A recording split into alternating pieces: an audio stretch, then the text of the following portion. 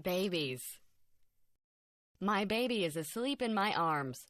Her soft cheek rests against my chest, while her sweet breath puffs gently on my skin.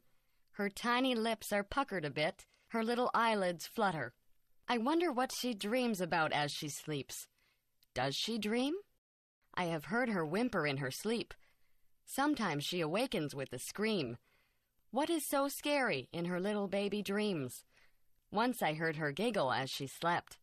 Her dreams must have been sweet that day. I have had 3 babies. The one I am holding now is my last one. My other babies are grown up more and now at school. I love their childish play and laughter. I miss their baby dimples and their baby sounds and smells. There is such joy in the birth of a new baby. We hear their first little cry, telling us all is well with their small world. We feel their newborn skin, wrinkled, soft, and slightly damp. We feel each little limb and are filled with wonder and humility. Life is good as baby takes its first food from its mother. Family gathers around, each waiting to hold and love this newest member. Each time the baby cries, its mom worries, and their bond becomes stronger. Babies have their own special smell. Some have described it as milk and innocence. It is the sweetest smell on earth, I think. It cannot be copied. Somehow, it disappears as baby grows. I love to hear my baby talk. Once in a while, I can even understand a little bit. She is so serious in her baby talk that I just have to pick her up and hug her. I love to hear her say, "Mommy." When my baby is tickled, or when the dog or her big brothers do something funny, it is so sweet to hear her baby laugh. It's such a cute little giggle. Sometimes she laughs so hard, her face turns red, tears come to her eyes, and she falls down weak with the laughter. Those who watch her can't help but laugh too. I hope she always laughs so easily. The parents watch with pride and joy as baby grows and has many firsts. There is the first time baby sleeps through the night, rolls over, smiles, laughs, hugs and kisses. Then there is the first tooth, crawling, first step, and first word. With each new first, the baby becomes less a baby. These steps are a little sad to parents, too, because they know they're losing their baby.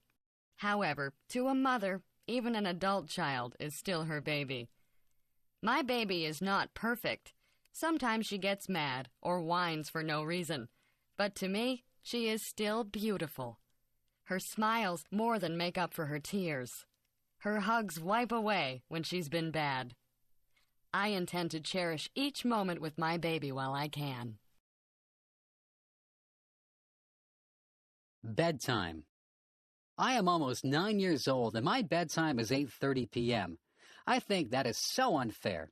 I think I am old enough to stay up until at least 9 p.m.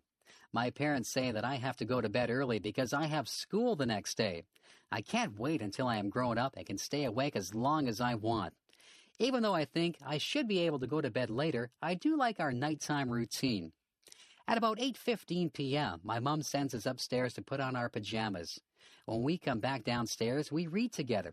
Sometimes Mom will read to us, and sometimes we will read to her. If Dad is not working, he will sometimes read too. Mostly it is Mom we read with, though. When we read, Mom helps us with words we cannot read. We have to try and sound the word out, but if we are really stuck, she will help us. If we come to a place in our reading where we do not understand the meaning of what was written, we stop reading and look at Mom. She will tell us what it means or help us figure it out on our own.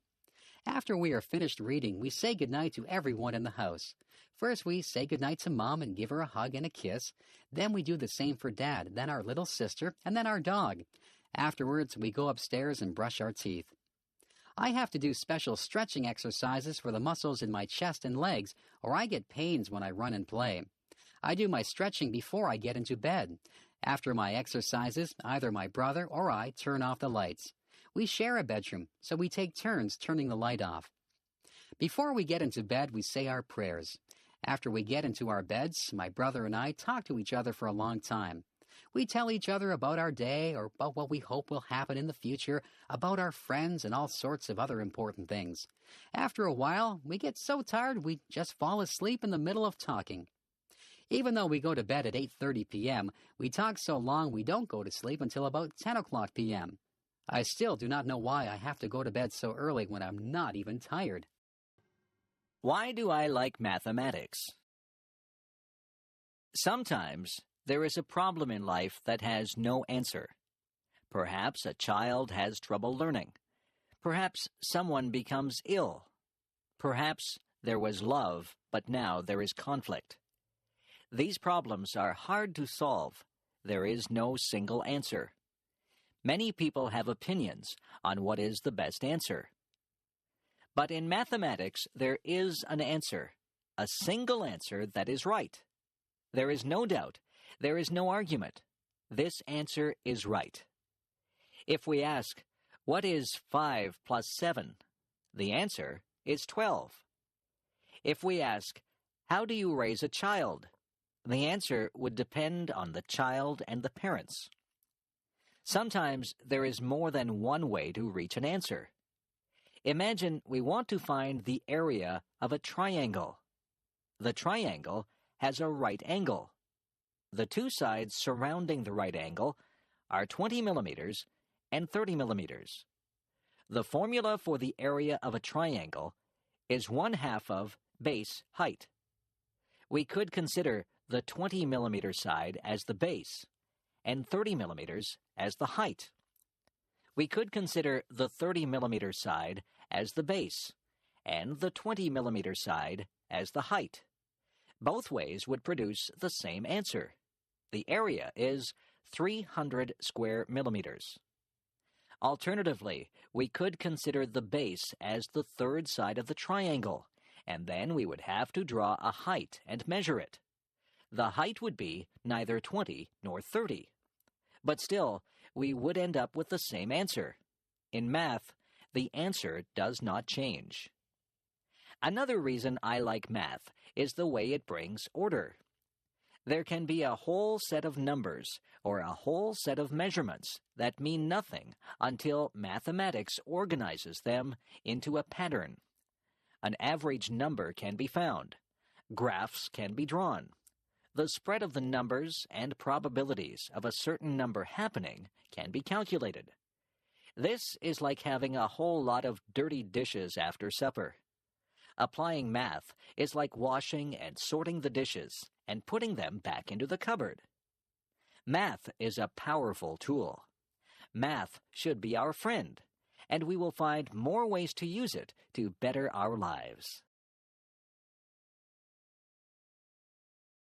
My sister's visit to Canada. My sister had never been to Canada, but came for a visit last April. I picked her up at the airport in Toronto and drove her through the traffic and multi-lane highways, past the grapevines and peach trees to Niagara Falls, where I live. She was very tired from the flight and soon slept. The first day, we walked to see the falls. The spray from the falls drifts high into the air and across the people standing to watch. There are people from all over the world watching the water and using their cameras. Because it was April, there was still ice beside the water, huge chunks of ice that looked like white rocks. In the river, there were floating pieces of ice moving downstream. The next day, we went to the town where the Niagara River joins Lake Ontario. The weather was warm. We walked a long way, and our feet were hot, so we went down to the edge of the water to put our feet in. One toe in was enough. The water was so cold it made our feet ache. A piece of ice drifted beside our feet. I put one foot in for a second, then out, as the pain of the cold went right through me. My sister could not understand how it could be so warm, but there was still ice. Another day, we went to see my daughter. She is living on a farm, an hour's drive away. We walked through her trees. The buds were starting to turn into leaves. We stopped and looked at the spring wildflowers. We climbed across a creek by walking over a fallen tree. We saw the footprints of raccoons by the water. There was fresh air and sunshine and blue sky. On the way home, we stopped for hamburgers and fries at a drive-through restaurant. She had never been to a drive-through restaurant before. Then we went to a donut shop. There are no donut shops where she lives. There was a choice of 20 different types of donuts, some round, some with holes, some with frosting, some with jam inside. Each was different. The days passed quickly, and soon it was time to take her back to the airport. Some of the trees now had leaves. Some of the tulips were now blooming. It was hard to say goodbye to my sister. I hope we can visit again soon.